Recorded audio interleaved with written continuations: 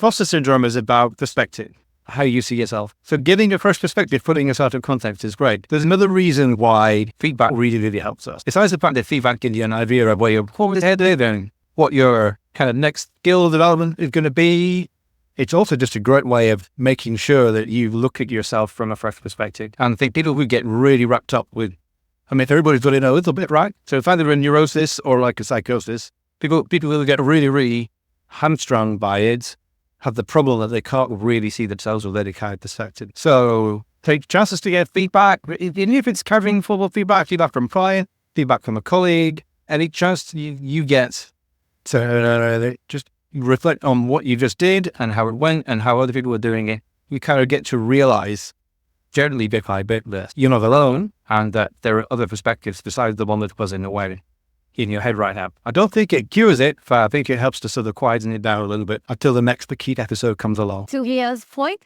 I definitely think feedback helps you to see another perspective of yourself. Yeah. But if you're like me, then you're like super strict and like you expect of yourself a lot. Whenever I get feedback, I always ask them to say one thing that I can improve, because otherwise I won't believe the feedback. If anyone says to me, "Oh, you were great today," yes, great, everything was great, I would say like, "Oh, they are being kind for me because I was like, I really suck, so they are equally so I always say, is there one thing that you think that could improve?" And that helps me like believe the group, but also know that there's room for improvement, and that helps.